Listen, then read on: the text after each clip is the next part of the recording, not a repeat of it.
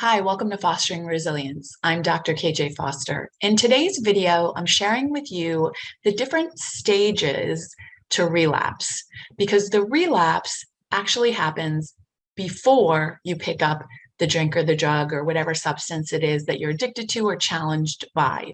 I'd like to start by sharing something with you that was shared with me in early recovery that was really profound when I heard it. It was transformational for me when I heard this.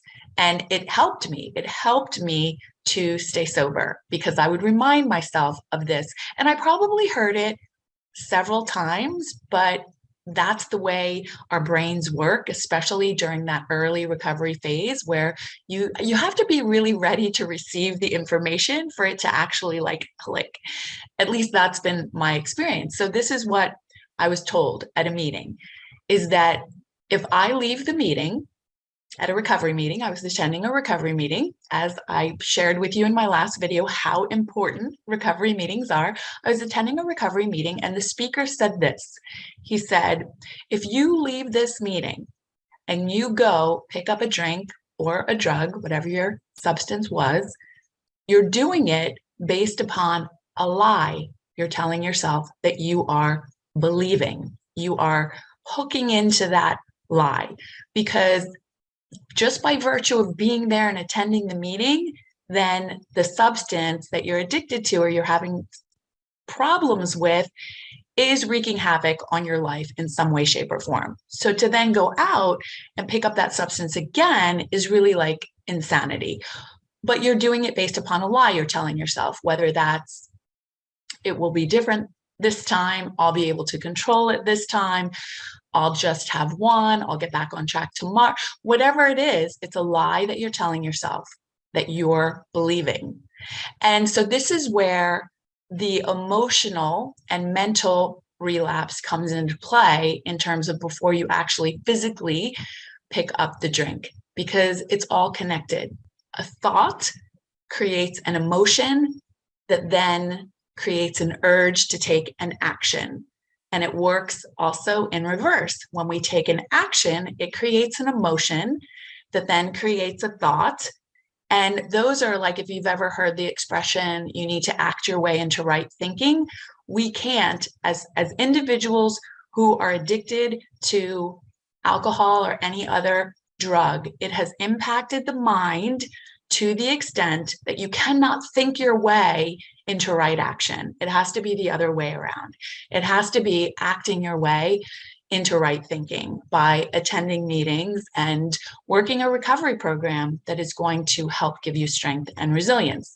So I'm going to talk today about the emotional relapse and the mental relapse that occurs prior to the actual physical relapse. So with that said, let's start first with the emotional relapse. In this stage, you're not even thinking of drinking and or using another substance, but there are many emotions that may be setting you up for a potential relapse. And those emotions are anxiety, intolerance, anger, negative reactions to stressful events, fatigue, insomnia, and other sleeping difficulties, changes in any behavior that is not healthy.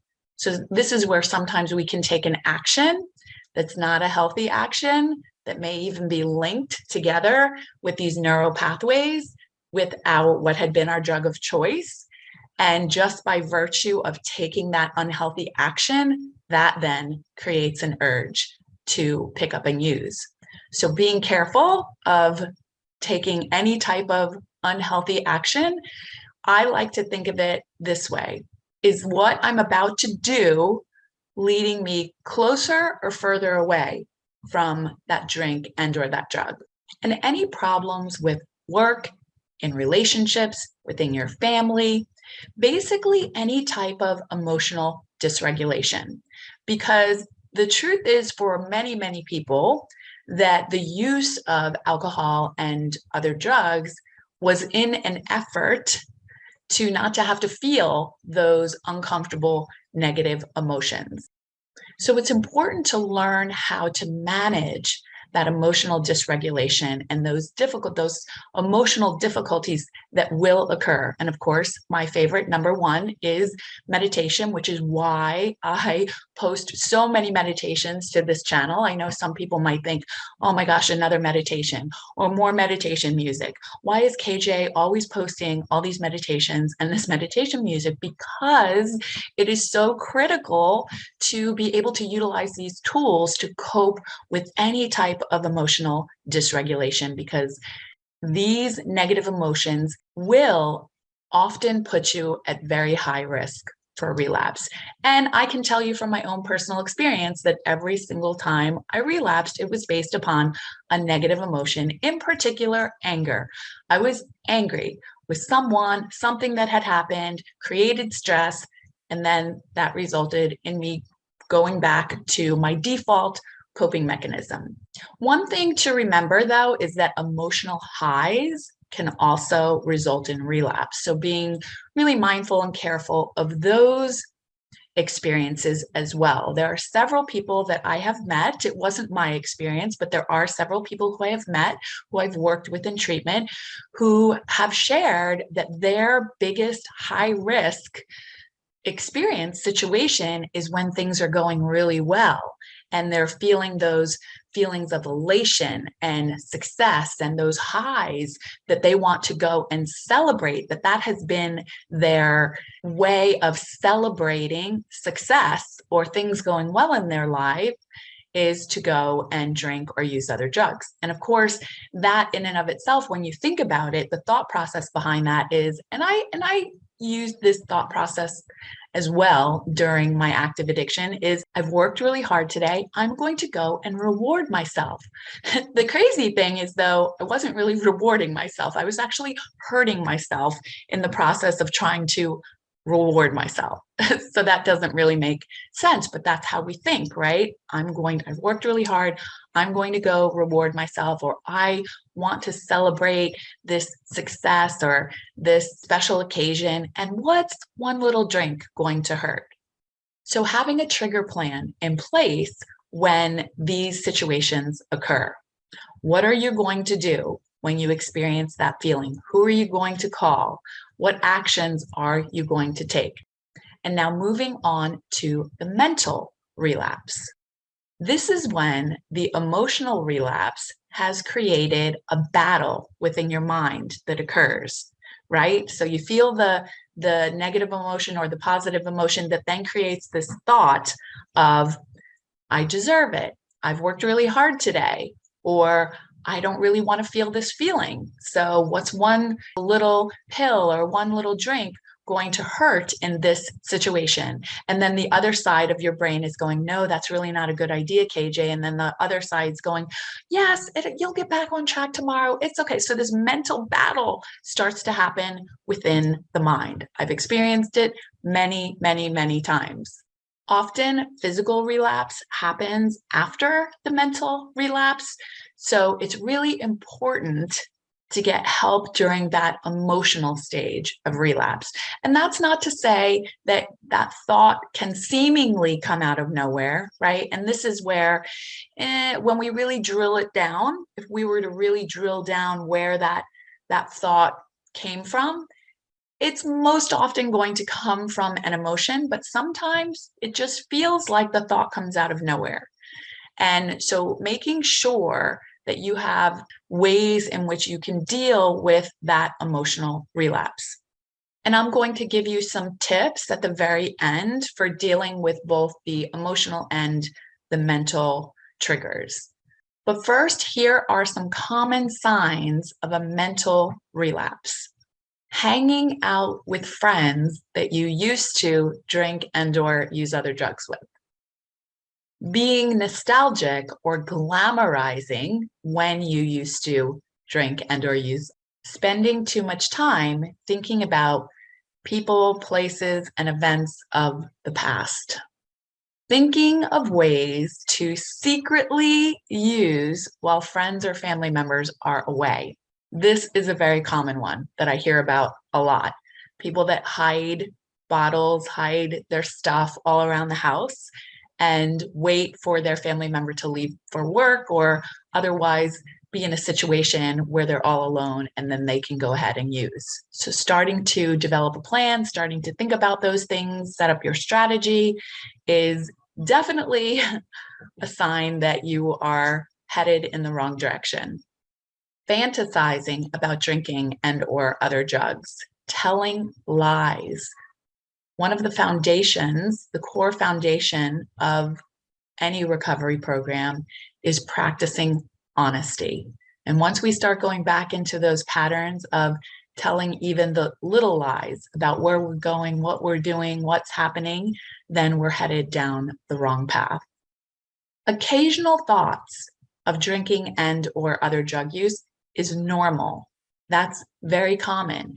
But when it starts to become this overwhelming stream of consciousness where you're always thinking about drinking and or using what had been your drug of choice, then you're in dangerous territory. So now with all of that being said, now that I've scared you a little bit, sorry about that, but that's the reality, that's the truth of the matter, I'm going to give you some tips for coping with these situations. So number one is to spend time with your people, so to speak, right? This is spending time with people who have a positive influence on your life, who are living a healthy lifestyle and can and do support your recovery process. So this is where your support group, your mentor, whoever that may be, sponsor, if you're in a 12-step program, surrounding yourself with people who are a positive influence. And you know who they are. Like, you know who those people are, and you know who the people are that are not a positive influence on your life. So that's number one. Number two, stay busy.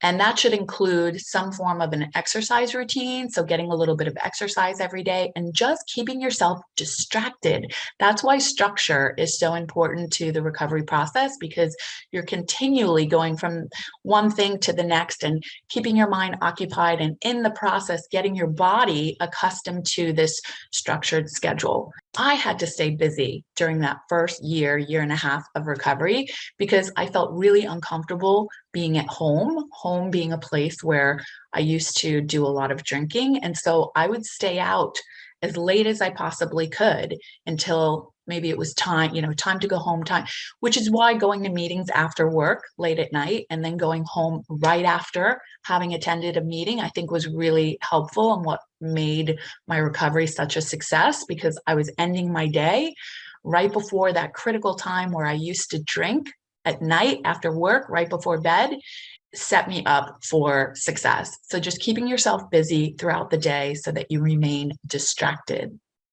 And number three, learn relaxation techniques like meditation, like yoga, like exercise, doing these things that are going to help you to reduce the amount of stress that you're experiencing. Because these activities, these exercises have a cumulative effect to them.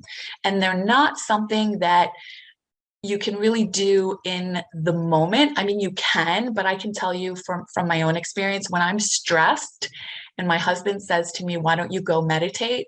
I want to scream. Like, I'm just not wanting to meditate when I'm really highly escalated. So it's more of a preventative, right? Which has a cumulative effect so that when you are experiencing stress, you're less likely to become highly emotionally dysregulated. You're able to actually move through that experience much more easily than if you're not doing any of these activities. And the next tip is remind yourself of the many positives that recovery is bringing to your life. So all of the benefits that you are or going to experience as a result of your successful recovery. And another really critical, important tip is to share what you're thinking and how you're feeling with another person to help minimize your risk for relapse. So that means sharing it with your support group, sharing it with your mentor, your sponsor, letting them know what you're thinking and how you're feeling, because that will release some of the power that it has over you. And the final tip, which ties into my last recovery tips video about meetings, is to attend more meetings, no matter what that recovery program is that you're attending, right? Whether that's 12-step recovery, smart recovery, life ring, celebrate recovery, Dharma, there's a lot out there to choose from. But regardless of what recovery program you are participating in, attend more meetings to give you more strength. So that's it for today's video. I hope you found it helpful, and I'll see you again in the next video. Have a beautiful and a blessed day.